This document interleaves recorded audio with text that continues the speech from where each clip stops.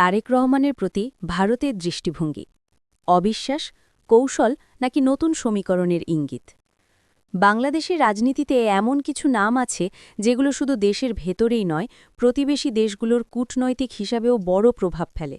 তেমনই একটি নাম তারেক রহমান, বিএনপির ভারপ্রাপ্ত চেয়ারম্যান, শহীদ রাষ্ট্রপতি জিয়াউর রহমানের পুত্র এবং একসময় বাংলাদেশের সবচেয়ে আলোচিত রাজনৈতিক ব্যক্তিত্বদের একজন। কিন্তু প্রশ্ন হচ্ছে, ভারতের চোখে তারেক রহমানকে? তিনি কি ভারতের জন্য হুমকি, নাকি ভবিষ্যতের সম্ভাব্য অংশীদার, নাকি ভারত এখনও তাকে বিশ্বাস করতে পারছে না? আজকের এই ভিডিওতে আমরা বিশ্লেষণ করব তারেক রহমানের প্রতি ভারতের দৃষ্টিভঙ্গি কি, কেন এমন দৃষ্টিভঙ্গি তৈরি হয়েছে এবং ভবিষ্যতে এই সম্পর্ক কোন পথে যেতে পারে। ভারত-বাংলাদেশ সম্পর্কের ঐতিহাসিক প্রেক্ষাপট। ভারত ও বাংলাদেশের সম্পর্ক শুধু কূটনৈতিক নয়, বরং ঐতিহাসিক এবং আবেগঘন। ১৯৭১ সালের মুক্তিযুদ্ধ, শরণার্থী সংকট, যৌথ সামরিক সহযোগিতা সব মিলিয়ে ভারত বাংলাদেশের স্বাধীনতার এক গুরুত্বপূর্ণ অংশীদার। কিন্তু স্বাধীনতার পর থেকেই বাংলাদেশের রাজনীতিতে দুটি ভিন্ন ধারার উদ্ভব হয়। একদিকে আওয়ামী লীগ, যাদের সঙ্গে ভারতের সম্পর্ক ঐতিহ্যগতভাবে ঘনিষ্ঠ, অন্যদিকে বিএনপি, যারা তুলনামূলকভাবে জাতীয়তাবাদী এবং ভারসাম্যমূলক পররাষ্ট্রনীতির কথা বলে। এই বিভাজন ভারতের নীতি নির্ধারকদের মধ্যেও দীর্ঘদিন ধরে প্রভাব ফেলেছে। তারেক রহমানের রাজনৈতিক উত্থান। ১৯৯০-এর দশকের শেষ দিকে তারেক রহমান রাজনীতিতে সক্রিয় হন। ২০০১ সালে বিএনপি ক্ষমতায় আসার পর তিনি হয়ে ওঠেন দলের সবচেয়ে প্রভাবশালী নীতি নির্ধারক। এই সময়ে ভারতের সঙ্গে সম্পর্ক কিছুটা জটিল হয়ে ওঠে।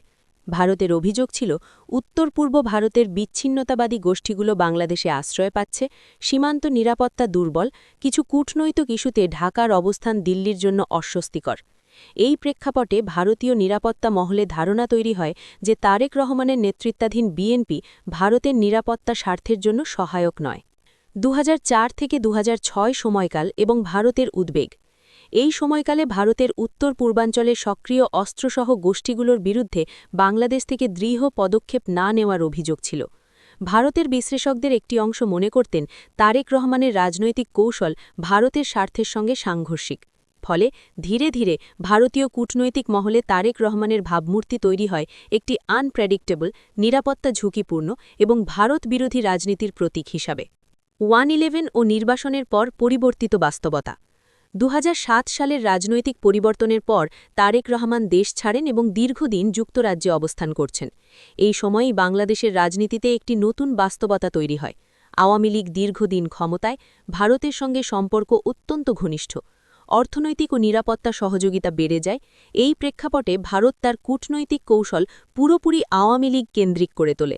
ফলে তারেক রহমান ভারতের কাছে প্রায় অপ্রাসঙ্গিক হয়ে পড়েন কৌশলগত দৃষ্টিকোণ থেকে। ভারতের প্রধান উদ্বেগ কী? ভারতের দৃষ্টিভঙ্গি বোঝার জন্য তাদের প্রধান অগ্রাধিকারগুলো বোঝা জরুরি। সীমান্ত নিরাপত্তা, উত্তর পূর্ব ভারতের স্থিতিশীলতা, চীনের প্রভাব মোকাবিলা, ট্রানজিট ও বাণিজ্য সুবিধা, রাজনৈতিক স্থিতিশীলতা। ভারত সাধারণত এমন নেতৃত্বকেই পছন্দ করে যারা এই ৫টি ইস্যুতে তাদের সঙ্গে সমন্বয় রাখবে। ভারতের ধারণা অনুযায়ী তারেক রহমান এখনও এই বিষয়গুলোতে পরিষ্কার বার্তা দেননি। ভারতের চোখে বিএনপি বনাম তারেক রহমান। এখানে একটি গুরুত্বপূর্ণ পার্থক্য আছে। ভারত বিএনপিকে পুরোপুরি বাতিল করে দেয়নি, কিন্তু তারেক রহমানের প্রতি তাদের আস্থা তুলনামূলকভাবে কম। অনেক ভারতীয় বিশ্লেষকের মতে বিএনপির ভেতরে নেতৃত্ব কাঠামো আরও পরিবর্তন হলে ভারতের সঙ্গে নতুন সমীকরণ তৈরি হতে পারে। কিন্তু যতদিন তারেক রহমান প্রধান সিদ্ধান্তদাতা থাকবেন, ততদিন ভারতের নীতি নির্ধারকদের মধ্যে এক ধরনের অনিশ্চয়তা থেকেই যাবে। তারেক রহমানের সাম্প্রতিক বক্তব্য ও কৌশল। সাম্প্রতিক বছরগুলোতে তারেক রহমানের বক্তব্যে কিছু পরিবর্তন লক্ষ্য করা যায়। তিনি এখন বলেন, প্রতিবেশী দেশগুলোর সঙ্গে ভারসাম্যপূর্ণ সম্পর্ক, আঞ্চলিক সহযোগিতা, অর্থনৈতিক কূটনীতির গুরুত্ব। কিছু বিশ্লেষক মনে করেন এটি ভারতের প্রতি একটি নরম বার্তা পাঠানোর কৌশল। কিন্তু ভারতীয় কূটনৈতিক মহল সাধারণত শুধু বক্তব্য নয়, বাস্তব নীতিগত অবস্থানকেই গুরুত্ব দেয়। চীন ভারত প্রতিদ্বন্দ্বিতা এবং তারেক ফ্যাক্টর। বর্তমান দক্ষিণ এশিয়ার রাজনীতি অনেকটাই ঘুরছে চীন ভারত প্রতিদ্বন্দ্বিতার চারপাশে। ভারতের দৃষ্টিতে বাংলাদেশ এখন কৌশলগতভাবে অত্যন্ত গুরুত্বপূর্ণ। ভারতের আশঙ্কা, যদি ভবিষ্যতে এমন কোনো সরকার আসে যারা চীনের সঙ্গে ঘনিষ্ঠ সম্পর্ক বাড়ায়, তাহলে আঞ্চলিক ভারসাম্য বিঘ্নিত হতে পারে। এ কারণে ভারত এখন এমন রাজনৈতিক শক্তিকে বেশি পছন্দ করে যাদের অবস্থান তারা আগে থেকেই বুঝতে পারে। তারেক রহমান সম্পর্কে ভারতের বড় সমস্যা হল তিনি এখনও তাদের কাছে পুরোপুরি প্রেডিক্টেবল নন। ভারত কি ভবিষ্যতে অবস্থান বদলাতে পারে? কূটনীতিতে স্থায়ী শত্রু বা বন্ধু বলে কিছু নেই, আছে কেবল স্বার্থ। যদি ভবিষ্যতে বাংলাদেশের রাজনৈতিক পরিবর্তন আসে এবং বিএনপি ক্ষমতায় আসে, তাহলে ভারত অবশ্যই বাস্তববাদী অবস্থান নেবে। তবে সেক্ষেত্রে ভারত চাইবে নিরাপত্তা সহযোগিতার নিশ্চয়তা, সীমান্ত ইস্যুতে সমন্বয়, চীন ইস্যুতে ভারসাম্যমূলক নীতি।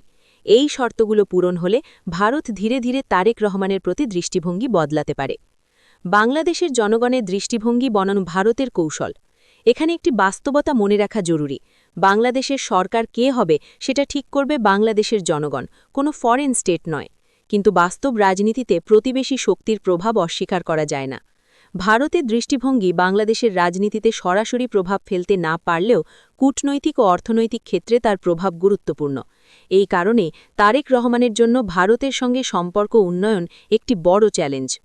সবশেষে বলা যায়, তারেক রহমানের প্রতি ভারতের দৃষ্টিভঙ্গি এখনও মূলত সন্দেহপ্রবণ, সতর্ক এবং কৌশলগতভাবে দূরত্বপূর্ণ।